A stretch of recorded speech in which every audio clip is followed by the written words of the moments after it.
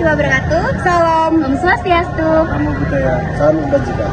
Perkenalkan, nama saya Amelia Kanaya dengan akhiran NIM 2020. Perkenalkan, nama saya Tiara Dwi Purnama dengan akhiran NIM 2012.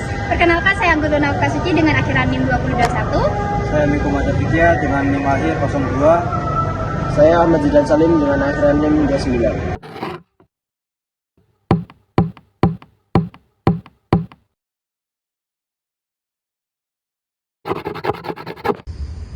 Jepang merupakan sebuah negara di Asia Timur yang menggunakan sistem pemerintahan liberal. Liberalis merupakan sebuah ideologi politik dan juga ekonomi yang menekankan prinsip-prinsip kebebasan individu, hak asasi manusia, dan juga demokrasi. Yang selanjutnya merupakan sejarah liberalisme Jepang. Sejarah liberalisme Jepang ini bermula pada saat Restoran Meiji, yaitu di tahun 1848. Jepang mengalami sebuah perubahan besar-besaran pada saat Restoran Meiji yang membawa Jepang ke era modernisasi dan juga liberalisasi. Terus yang kedua ada Konstitusi Jepang, yaitu pada tahun 1947. Setelah Perang Dunia Kedua, Jepang mengadopsi konstitusi baru yang menekankan prinsip-prinsip kebebasan individu, hak asasi manusia, dan juga demokrasi. Adapun prinsip-prinsip liberalisme di Jepang, yang pertama ada kebebasan individu. Di dalam negara Jepang itu sendiri, Jepang memberikan kebebasan kepada masyarakat untuk dapat memilih agama, berkumpul, dan juga berbicara.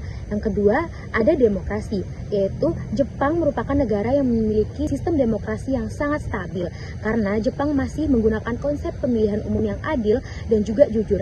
Terus yang ketiga, itu ada hak-hak asasi manusia. Jepang masih menekankan hak-hak asasi manusia. Contohnya seperti hak-hak perempuan, anak-anak, dan juga minoritas. Yang keempat, ada ekonomi pasar. Jepang memiliki ekonomi pasar yang sangat maju karena terdapat perusahaan-perusahaan besar, contohnya seperti Toyota, Honda, dan juga Sony. Di sini saya akan membahas tentang penerapan di setiap bidang-bidang. Yang pertama ada bidang politik. Pada tahun 1888, Itadaki Taisuke mendirikan partai politik yang bernama Giotto. Partai ini merupakan partai liberal, yaitu partai politik pertama yang ada di negara Jepang yang menganut paham prinsip-prinsip liberalisme, di mana partai ini mengedepankan tentang kedaulatan rakyat dan reformasi demokrasi. Yang kedua, bidang ekonomi. Abenomics, atau disebut juga salah satu istilah yang diberikan oleh Perdana Menteri Ekonomi yang ada di negara Jepang, yaitu Shinzo Abe pada tahun 2012. Hal ini bertujuan untuk mengembalikan pertumbuhan ekonomi yang ada di negara Jepang dan juga deflasi yang terjadi di negara tersebut. Yang ketiga, di bidang hukum, di mana setelah Perang Dunia Kedua, Jepang memberikan konstitusional baru, yaitu pada tahun 1947. Yang keempat, bidang budaya, di mana pada era Taisho, Jepang mengambil Taisho demokrasi atau demokrasi Taisho, di mana hal ini menunjukkan prinsip-prinsip liberalisme yang sangat berkembang pesat pada perekonomian, kebudayaan, dan juga politik. Salah satunya dalam bidang budaya, di mana Jepang menerima sangat besarnya keterbukaan terhadap cara berekspresi masyarakat dan juga bagaimana cara modernisasi sastra yang ada di negara tersebut. Yang kelima, kelas sosial. Restorasi Meiji sangat berpengaruh besar pada struktur sosial, termasuk penghapusan kelas feodal dan juga penghapusan hak-hak sipil terhadap warga negara.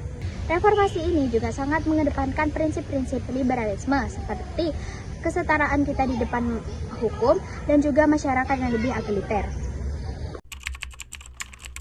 Di bidang politik, Jepang memiliki kelebihan, yaitu mengadopsi sistem parlementer. Kaisar di situ hanya menjadi simbol negara. Untuk kekurangannya, Jepang itu lamban dalam memilih keputusan karena sistem birokrasinya itu bersifat senior. Kelebihan dan kekurangan Amerika Serikat. Untuk kelebihannya, konstitusi menjamin kebebasan berpendapat dan warga bebas menyuarakan suaranya memilih pemimpin mereka. Untuk kekurangannya, itu perbedaan ideologi Demokrat sangat tajam. Dari segi ekonomi, Jepang memiliki kelebihan dan kekurangan. Kelebihan dari Jepang sendiri itu pemerintah, perusahaan, dan lembaga keuangan di Jepang itu bekerja sama dalam pembangunan. Untuk kekurangannya, Jepang itu memiliki kekurangan, yaitu pada ketergantungan pada perusahaan-perusahaan besar seperti Sony, Mitsubishi, dan lain-lain yang membuat UMKM di Jepang itu sulit untuk berkembang. Kelebihan dari Amerika Serikat itu kebijakan ekonomi yang meminimalkan intervensi pemerintah yang memungkinkan terciptanya perusahaan inovatif seperti Google dan lain-lain. Untuk kekurangannya, distribusi kekayaan di Amerika Serikat itu tidak merata, sehingga banyak kaum miskin di Amerika Serikat. Dari segi hukum, Jepang memiliki kelebihan dan kekurangan. Kelebihan dari Jepang sendiri itu lebih menyelesaikan masalah secara damai.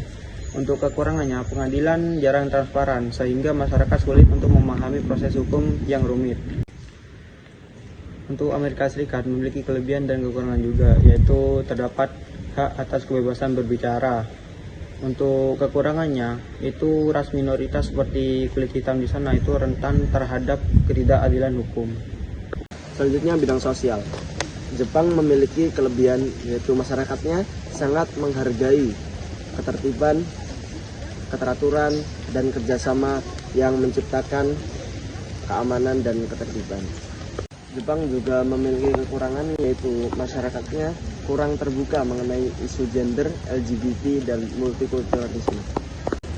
Begitupun Amerika Serikat memiliki kelebihan bebas menyatakan jati diri mereka tanpa merasa terkucilkan.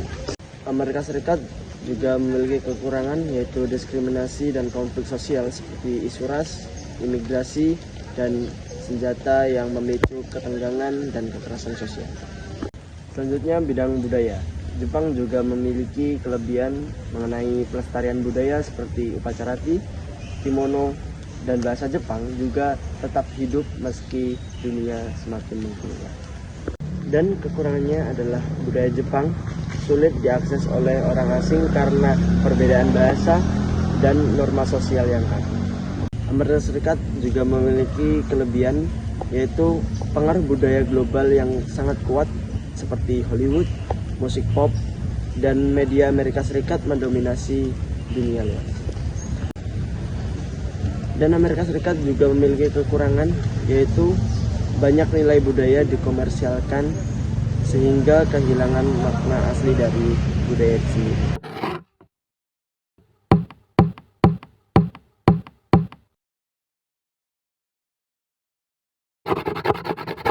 Menurut kalian, ideologi liberalis Jepang cocok nggak diterapkan di Indonesia? Jawabannya tidak, karena Jepang menerapkan sistem kapitalis terkoordinasi dari pemerintah, industri, sehingga Jepang memiliki pasar jangka panjang, sedangkan Indonesia terkenal dengan pasar bebas.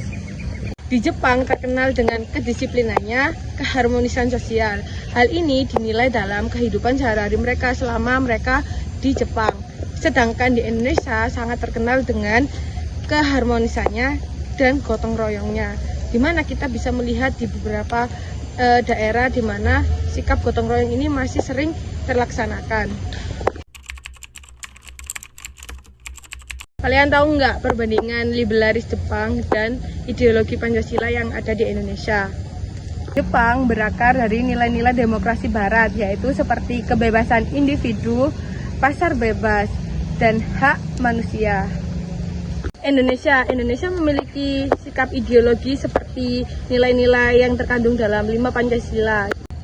Politik yang ada di negara Jepang dan Indonesia adalah yang di Jepang memiliki sistem politik parlementer, sedangkan di Indonesia memiliki sistem politik demokrasi. Sistem demokrasi yang ini seperti yang ada di Pancasila dan musyawarah mencapai tujuan bersama, seperti kita selalu menyampaikan pendapat kita dan selalu diterima dengan baik. Kehidupan sosial budaya yang ada di negara Jepang dan Indonesia adalah Jepang disarankan untuk masyarakatnya untuk tidak menyimpang dari kestabilan sosial yang ada di Jepang. Sedangkan Indonesia mengakui keberagaman budaya dan menjunjung tinggi nilai gotong royong yang ada di negara Indonesia. Jepang mendukung sistem kapitalis, di mana peran ini sangat penting untuk mengembangkan perekonomian yang ada di Jepang. Sedangkan Indonesia menolak kapitalis karena ini dianggap ekstrim dan komunis, di mana negara berperan aktif dalam mewujudkan keadilan sosial yang ada di negara Indonesia ini. Liberalis yang ada di Jepang menekankan kebebasan individu, demokrasi, dan ekonomi pasar. Karena di mana kondisi di negara Jepang itu sangat stabil dari mulai ekonomi, politik, bahkan kondisi budaya yang ada di sana. Berbeda sekali dengan di Indonesia, karena di Indonesia menekankan sistem gotong royong. Semua orang yang ada di Indonesia menekankan sistem ini untuk memajukan negaranya sendiri. Contohnya kita sering melakukan gotong royong di sekeliling kita.